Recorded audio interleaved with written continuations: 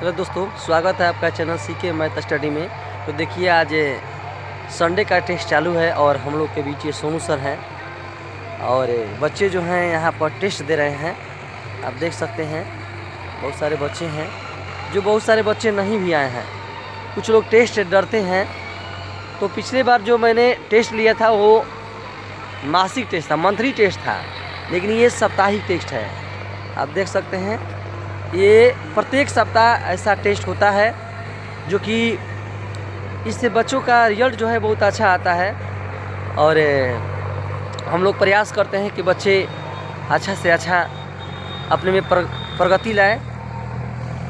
देख सकते हैं किस तरह से ये टेस्ट हो रहा है। ये स्वास्तिक कोचिंग सेंटर काला शहर के बच्चे हैं जो कि अच्छे तरीके से टेस्ट दे रहे हैं। आप देख सकते हैं। तो टेस्ट जारी है। अच्छे लगे तो कमेंट करें, लाइक करें, शेयर करें।